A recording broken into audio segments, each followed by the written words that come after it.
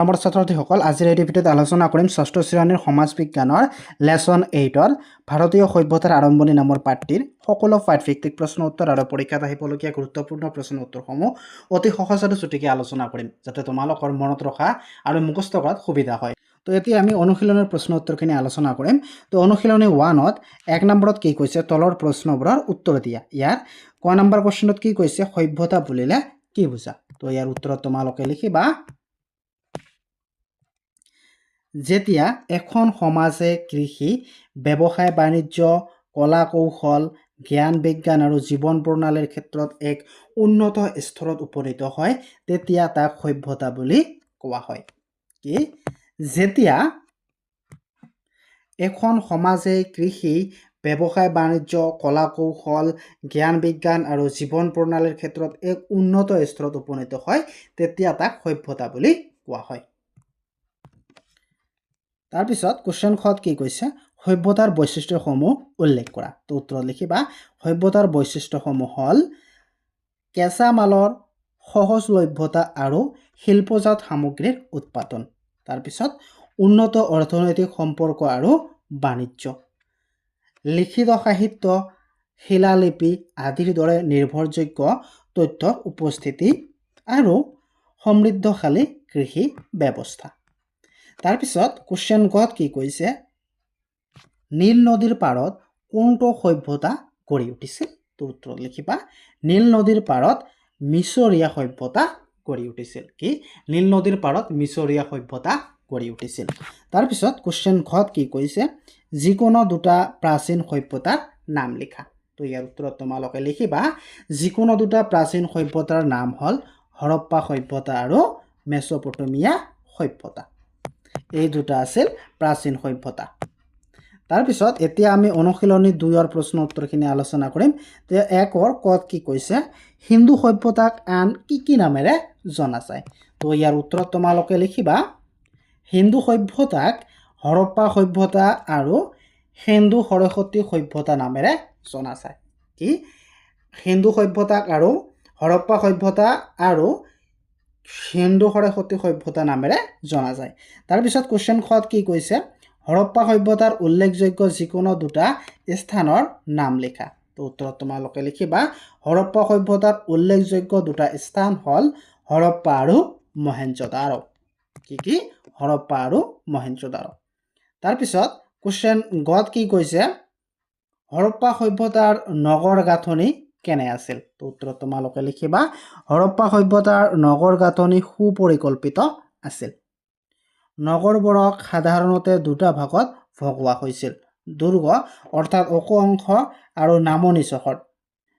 দুৰ্গ অংশত ৰাজহুৱা গৃহ শস্যৰ ভঁৰাল আদি আছিল আনহাতে নামনি চহৰত সাধাৰণতে লোকে বাস কৰিছিল।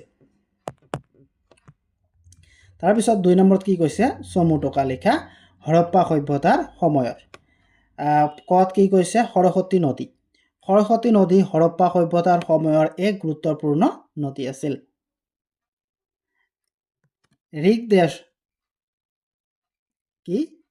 ঋগ্বেদ এইটো বানান ভুল হৈ আছে এইটো কি হ'ব ঋগ্বেদ হ'ব।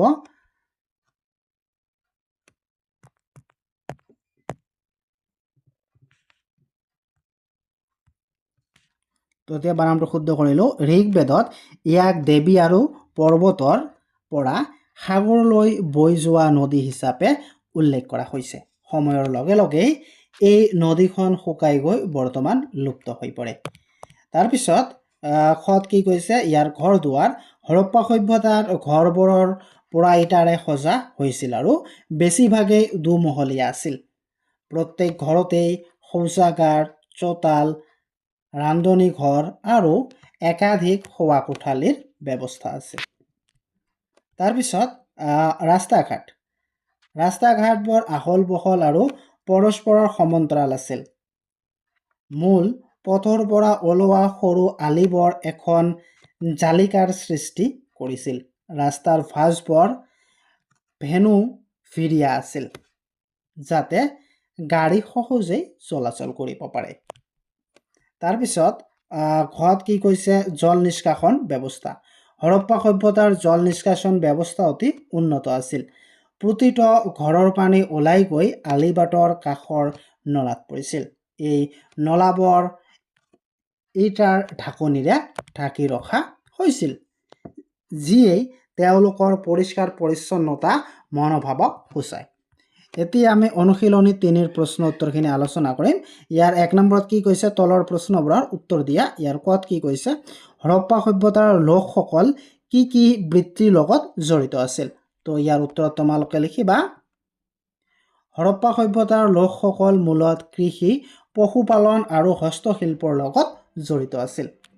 তাৰপিছত কুৱেশ্যন খত কি কৈছে, হৰপ্পা সভ্যতাৰ লোকসকলৰ কোন কোন অঞ্চলৰ লগত বাণিজ্যিক সম্পৰ্ক আছিল? তো উত্তৰত তোমালোকে লিখিবা, হৰপ্পা সভ্যতাৰ লোকসকল মেচপটেমিয়া আৰু পাৰস্যৰ দৰে সমসাময়িক সভ্যতাৰ অঞ্চলসমূহৰ লগত ব্যৱসায়িক বাণিজ্যিক সম্পৰ্ক আছিল।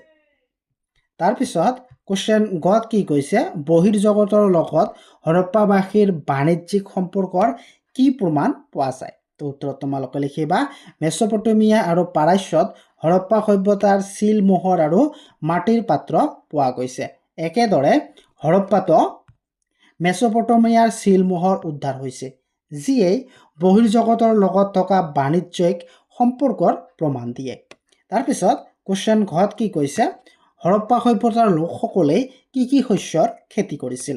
তো উত্তৰত তোমালোকে লিখিবা, হৰপ্পা সভ্যতাৰ লোকসকলে ঘেঁহু, বাৰ্লি, সৰিয়হ, শাক পাচলি, ফল মূল আৰু কপাহৰ খেতি কৰিছিল। তাৰপিছত নম্বৰ প্ৰশ্নত কি কৈছে, হৰপ্পা সভ্যতাৰ সময়ছোৱাত কোনবোৰ হস্তশিল্পৰ প্ৰচলন হৈছিল? তো উত্তৰত তোমালোকে লিখিবা, হৰপ্পা সভ্যতাৰ সময়ছোৱাত পোৰামাটিৰ সামগ্ৰী, সোণৰ অলংকাৰ, তামৰ বাচন বৰ্তন, ব্ৰঞ্জৰ সঁজুলি, বয় বস্তু, ইটা, কাঠৰ সামগ্ৰী আৰু নাও নিৰ্মাণ আদি হস্তশিল্পৰ প্ৰচলন আছিল। তাৰপিছত 6 নম্বৰ প্ৰশ্নত কি কৈছে, কিহৰ ওপৰত ভিত্তি কৰি হৰপ্পা সভ্যতাৰ লগত মেচপটেমিয়া আৰু ৰোমান সভ্যতাৰ সম্পৰ্ক আছে বুলি ক'ব পাৰি? উত্তৰত তোমালোকে লিখিবা, হৰপ্পা আৰু মেচপটেমিয়াৰ মাজত উদ্ধাৰ হোৱা চিলমোহৰ আৰু অন্যান্য সামগ্ৰীৰ আদান প্ৰদানৰ ওপৰত ভিত্তি কৰি এই দুয়োটা সভ্যতাৰ মাজত বাণিজ্যিক সম্পৰ্ক থকা বুলি ক'ব পাৰি। ৰোমান সভ্যতা হৰপ্পা সভ্যতাৰ বহু পিছৰ হোৱাৰ বাবে ইয়াৰ লগত পোনপটীয়া সম্পৰ্কৰ কথা পাঠত উল্লেখ নাই। তাৰপিছত এতিয়া আমি অনুশীলনী 4ৰ প্ৰশ্ন উত্তৰখিনি আলোচনা কৰিম। ইয়াৰ 1ৰ ক'ত কি কৈছে, ইউনিকৰ্ণ কি? তো ইয়াৰ উত্তৰত তোমালোকে লিখিবা, কি হৰপ্পা সভ্যতাৰ চিলমোহৰত খোদিত পোৱা এশিঙীয়া জন্তুবিধৰ কাল্পনিক প্ৰতিচ্ছবিক ইউনিকৰ্ণ বুলি কোৱা হয়। কি হৰপ্পা সভ্যতাৰ চিলমোহৰত খোদিত পোৱা এশিঙীয়া জন্তুবিধৰ কাল্পনিক প্ৰতিচ্ছবিক ইউনিকৰ্ণ বুলি কোৱা হয়। তাৰপিছত কুৱেশ্যন খত কি কৈছে, চিলমোহৰবোৰত কি কি জন্তুৰ প্ৰতিচ্ছবি পোৱা গৈছে? উত্তৰত তোমালোকে লিখিবা, চিলমোহৰবোৰত ষাঁড় গৰু, ভেড়া, বাঘ, হাতী আৰু ইউনিকৰ্ণৰ দৰে জন্তুৰ প্ৰতিচ্ছবি পোৱা গৈছে। তাৰপিছত কুৱেশ্যন গত কি কৈছে, হৰপ্পাকালীন লিপি কি কি সামগ্ৰীত পোৱা যায়? তো উত্তৰত তোমালোকে লিখিবা, হৰপ্পাকালীন লিপি চিলমোহৰ, তামৰ ফলি, ব্ৰঞ্জৰ ফলি, শিলৰ টুকুৰা আৰু পোৰামাটিৰ পাত্ৰৰ টুকুৰা আদিত পোৱা গৈছে। তাৰপিছত এতিয়া আমি অনুশীলনী 5ৰ প্ৰশ্ন উত্তৰখিনি আলোচনা কৰিম।